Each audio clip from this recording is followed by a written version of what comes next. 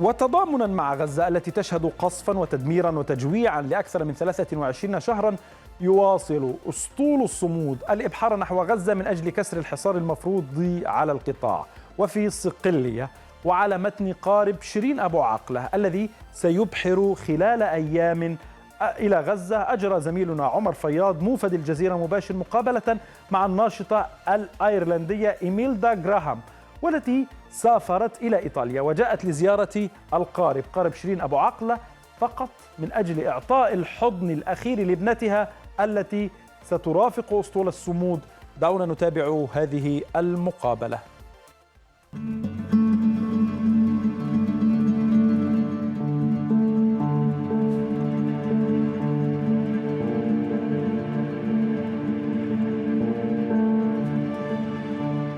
مشاهدي الجزيرة مباشر، القصص من هنا من أسطول الصمود لا تنتهي. معنا هنا إيميلدا جراهام. من هي؟ سيدة كبيرة جدا في السن، جاءت إلى هنا من أيرلندا سفرا إلى هنا. لماذا؟ لتعطي الحضن الأخير ما قبل السفر لابنتها التي سوف ترافق هذا الأسطول. المعاني الإنسانية في هذه الرحلة التي ستذهب لكسر الحصار عن قطاع غزة لا تنتهي. إيميليا لديها أصلا الكثير مما تحكيه لنا عن ماضيها مع التضامن مع فلسطين وعن عملها الإنساني. هي معنا هنا على متن هذا القارب شيرين أبو عقلة الذي أحاول أن أجري من عليه هذه القصص ذات المعنى الجميل، وسنعرف من هي إيميليا ومن ابنتها التي سوف تشارك. Thank you for being with us on this interview, and you have a lot to tell us, and you have a long journey with human act, humanitarian action. Yes. So, in the beginning, let us know more about you, who you are, and since when you are involving with these stories with Palestine. Okay, with Palestine. For many, many years. My name is Imelda Graham, and I am an educationalist and a trainer and a human rights supporter and advocate.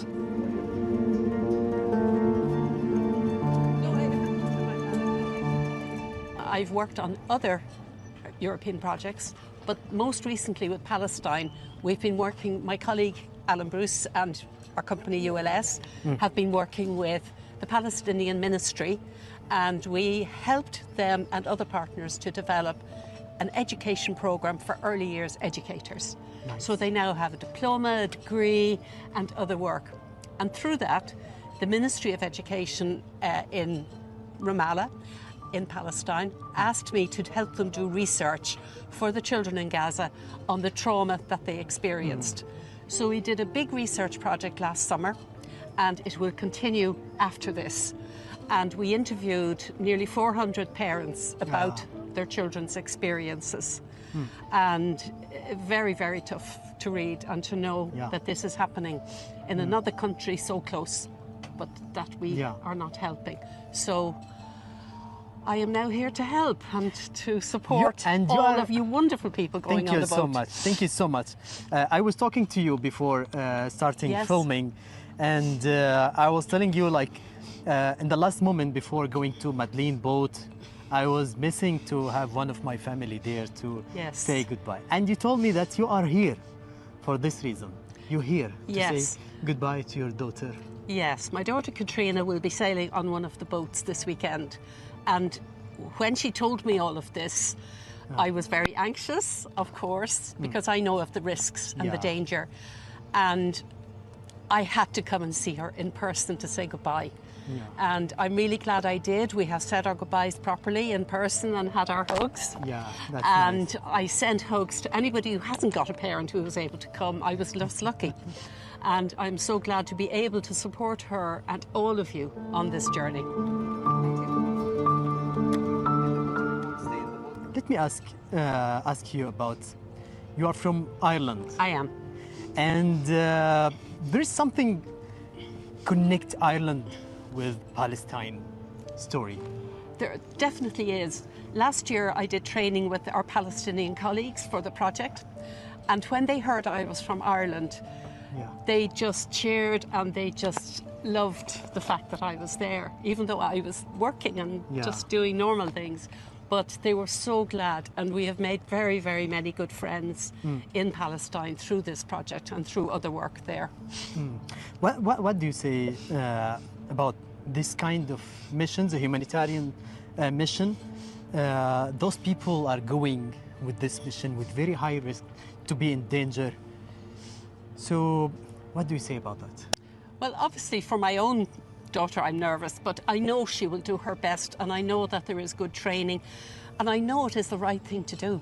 I know it really is the right thing to do. I know that Irish people in particular really support any of this work. They understand colonisation, they understand having their land taken, their language taken. They understand all of that, and they really support it. In particular, the last few months, they understand famine and what happens when a colonising power tries to starve them. And we know that. So, very important to do this. Yeah. Last thing I want to ask, or if you want to say something to people in Gaza, in Palestine, in Gaza especially because they are under the war for 2 years now, mostly 2 years.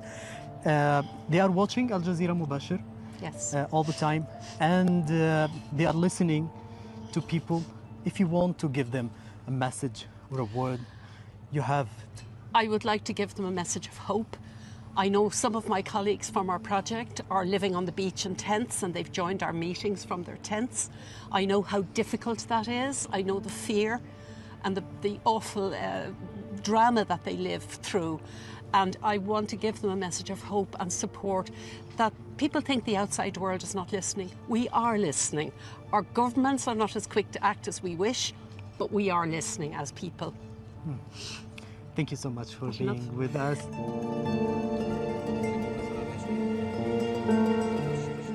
You were very patient and very helpful also to being here on board on this boat, Shireen Abu Aqla, by the way. This boat, Shireen Abu Aqla, it's named Shireen Abu Aqla. Yeah, you know the story about Shireen.